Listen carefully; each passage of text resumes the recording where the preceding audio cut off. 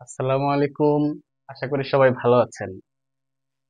এই চিত্রগুলো দেখে কি মনে হচ্ছে? বাচ্চাদের কোনো ড্রয়িং? না, বরং এই চিত্রগুলো হচ্ছে মানসিক দক্ষতার একটা পরীক্ষা। এই পরীক্ষার মাধ্যমে চাকরি প্রত্যাশীদের মেধার তীক্ষ্ণতা, বুদ্ধিমত্তা সূচক, চিন্তা শক্তি যাচাই করা হয়। আমাদের আজকের এই টপিকটার নাম হচ্ছে ছবি মিলকরণ। এই টপিক থেকে বিসিএস পরীক্ষায় অনেক প্রশ্ন এসে থাকে। আজকের এই টপিক থেকে যে প্রশ্নগুলো আসে, এই প্রশ্নগুলো যদি আপনি পরীক্ষার হলে খুব সহজেই সমাধান করতে চান, তাহলে আপনাকে অবশ্যই অনেক বেশি চর্চা করতে হবে। যত বেশি আপনি চর্চা করবেন, তত বেশি আপনার চিন্তা শক্তি খুলে যাবে, তত আপনার ব্রেইন শার্প হবে। সেজন্য এই টপিকটা আপনাদেরকে অনেক বেশি চর্চা করতে হবে। প্রিয় শিক্ষার্থী, আমরা প্রথমে একটি চিত্র নিয়েছি। সেটা হচ্ছে এটা হচ্ছে প্রশ্ন। তারপরে এই যে ৪ টা অপশন দেওয়া আছে, এখান থেকে যেকোনো একটা অপশন নিয়ে এখানে বসাতে হবে কোয়েশ্চেন মার্কে।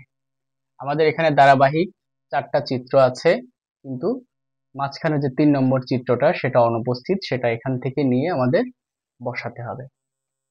প্রথমে আমাদের ১ নম্বর যেটা আছে এটা একটা ত্রিভুজ, আর কিছু নেই। দ্বিতীয়টা হচ্ছে একটা ত্রিভুজ, মাঝখানে একটা দাগ আছে, আমরা এখানে ১ লিখলাম। তারপরে গ অপশন, এটা আমাদের বের করতে হবে।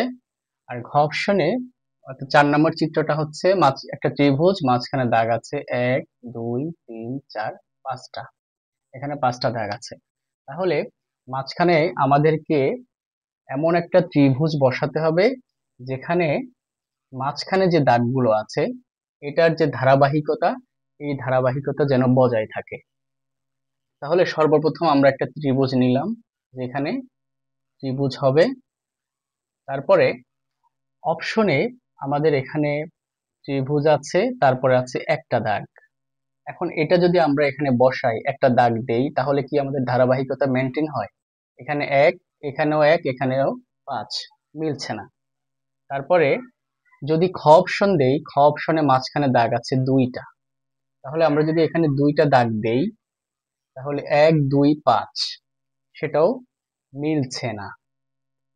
এরপরে গ অপশন, এখানে কিন্তু মাঝখানে ৩টা দাগ আছে। তাহলে আমরা যদি এখানে ৩ দেই, তাহলে ১, ৩, ৫, একটা ধারাবাহিকতা, মানে সবগুলো হচ্ছে বিজোড় সংখ্যা, এবং এখানে গ্যাপ হচ্ছে ২, এবং এখানেও গ্যাপ হচ্ছে ২। তাহলে এই যে গ্যাপ মিললো, তারপরে ৩টাই হলো বিজোড় সংখ্যা, যার কারণে আমাদের এই অপশনটাই ভালোভাবে ম্যাচ করছে। এরপরে ঘ অপশনে শুধু একটা দাগ আছে, এটা ম্যাচ করে না। তাহলে আমাদের এখানে সঠিক উত্তর হবে গ। আমরা আরেকটা চিত্র নিয়েছি, যেটা ৩৭তম বিসিএস পরীক্ষায় এসেছে। আমাদেরকে প্রথমে ৪টা বৃত্ত দিয়েছে, ১, ২, ৩, ৪। এরপরে ৫ নাম্বার কোন বৃত্তটা বসবে? এখানে ৪টা বৃত্ত আছে, ৫ নাম্বারে কোনটা বসবে সেটা আমাদেরকে বের করতে হবে। খেয়াল করুন, এখানে প্রথম বৃত্তে আছে উপর থেকে একটা দাগ টানলো, এরপরে বাম দিক থেকে একটা দাগ, দ্বিতীয় বৃত্তে আবার উপর থেকে, এবং এবার হচ্ছে ডান দিক থেকে দাগ, তৃতীয় বৃত্তে নিচ থেকে উঠলো, তারপর ডান দিক থেকে, এরপরে চতুর্থ বৃত্তে বাম দিক থেকে গিয়ে আবার নিচ থেকে। এটা আসলে কিভাবে রিলেট করতে হবে একটু ভালো করে লক্ষ্য করুন। দেখুন এখানে একটা রিলেশন তৈরি করা হয়েছে, যেমন ১ এর সাথে ৩, আবার ২ এর সাথে ৪। তবে এই রিলেশনটা হচ্ছে পুরোপুরি বিপরীত ধর্মের। খেয়াল করুন, ১ নাম্বার অপশনে প্রথমে উপর থেকে দাগটা টেনে, তারপরে বাম দিক থেকে আবার আরেকটা দাগ এদিক টেনে নিচ্ছে, কিন্তু ৩ নাম্বার বৃত্তে নিচ থেকে উঠেছে। এখানে উপর থেকে, আবার ৩ নাম্বার হচ্ছে নিচ থেকে, আবার ১ নাম্বারে বাম দিক থেকে, ৩ নাম্বারে ডান দিক থেকে, টোটালি বিপরীত। এরপরে দেখুন ২ নাম্বার বৃত্তে উপর থেকে নেমেছে, তারপর ডান দিক থেকে। ৪ নাম্বার বৃত্তে তার বিপরীত, নিচ থেকে উঠেছে, আবার বাম দিক থেকে, অর্থাৎ টোটালি বিপরীত। তাহলে এই বিপরীত ধর্মটা এখানে প্রকাশ করেছে একটার পর একটা, অর্থাৎ ১ এর সাথে ৩, ২ এর সাথে 4। তাহলে 5 নাম্বার বৃত্তে যেটা আসবে সেটার বিপরীত ধর্ম রিলেশনটা কোনটার সাথে হবে? সেটা অবশ্যই একটা যদি আমরা বাদ দেই তাহলে 3 এর সাথে, অর্থাৎ 3 এর বিপরীত হবে 5, একটার পর একটা। তাহলে 3 এ যেহেতু নিচ থেকে উপরে উঠেছে, তাহলে 5 এ আসবে উপর থেকে। আমরা এটা 5 নাম্বার ধরলাম। নিচ থেকে উপরে আমরা উপর থেকে নিচে আনলাম। তারপরে যেহেতু ডান দিক থেকে এসেছে, আমরা এটা নেব বাম দিক থেকে, এভাবে। তাহলে এই চিত্রটা কোথায় আছে আমরা একটু অপশনে খেয়াল করি। আমাদের ক অপশনটাই হচ্ছে সঠিক উত্তর, উপর থেকে নিচে তারপর বাম দিক থেকে এভাবে। তাহলে সঠিক উত্তর হচ্ছে ক। আমরা আরেকটা চিত্র নিয়েছি যেটা 37তম বিসিএস পরীক্ষায় এসেছে। আমাদের এখানে প্রথমে 4টা বক্স আছে, 3টার মধ্যে আমাদের লজিক আছে, অর্থাৎ 3টা তীর চিহ্ন, এবং 4 নাম্বার বক্সে আমাদের কোশ্চেন মার্ক দিয়েছে যে এখানে কোনটা বসবে। আমাদের 4টা অপশন রয়েছে, আমাদের সঠিক উত্তর নিতে হবে। এখানে যে তীর চিহ্নগুলো আছে আমরা রিলেট করার চেষ্টা করি যে এখানে কি সম্পর্ক দেখানো হয়েছে। প্রথমে 1 নম্বর বক্সে নিচ থেকে তীর চিহ্ন উপরে গিয়েছে, তবে কোনাকুনি অর্থাৎ বাম দিক থেকে উঠে কোনাকুনি উপরের দিকে উঠেছে। 2 নম্বর চিত্রে উপর থেকে নেমেছে, অর্থাৎ একের বিপরীত।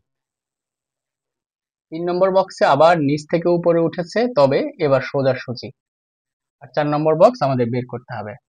আমরা একটু খেয়াল করলে বুঝতে পারছি যে একের সাথে 3 এর একটা সম্পর্ক রয়েছে, অর্থাৎ 1 নিচ থেকে উঠেছে তবে বাম দিক থেকে কোনাকুনি, আর 3 হচ্ছে সোজাসুজি উপরে উঠেছে, আর 2টা উপর থেকে নেমেছে।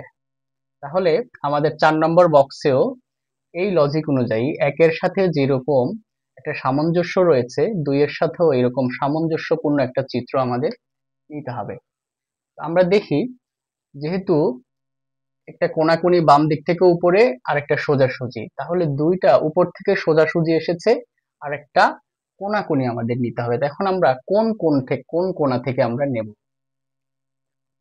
আমরা খেয়াল করি 1 নাম্বার চিত্রে কিন্তু বাম দিক থেকে ডান দিকে উঠেছে কোনাকুনি, তাহলে আমাদেরকে এটাও বাম দিক থেকে, যেহেতু উপর থেকে নিচে আসবে তাহলে বাম দিক থেকে আনতে হবে, এইভাবে চিত্রটা আসবে। আমরা দেখি আমাদের অপশনে এরকম চিত্র আছে কিনা। আমাদের ক অপশন সোজাসুজি এসেছে, হচ্ছে না। খ অপশন নিচ থেকে উঠেছে, হচ্ছে না। গ অপশনে আমাদের ঠিক এই চিত্রটাই আছে, তাহলে আমাদের সঠিক উত্তর হচ্ছে গ। আর ঘ অপশনে যেটা আছে এটা টোটালি আমাদের লজিকের বাইরে, এটাও হচ্ছে না। সুতরাং 4 নম্বর বক্সে এই চিত্রটি বসবে। প্রিয় শিক্ষার্থী, ছবি মিলকরণের আমরা আজকে কয়েকটা ম্যাথ দেখলাম। আমাদের এই অংশে আরো অনেকগুলো ম্যাথ রয়েছে, সেগুলো আমরা পরবর্তী পর্বে দেখানোর চেষ্টা করব।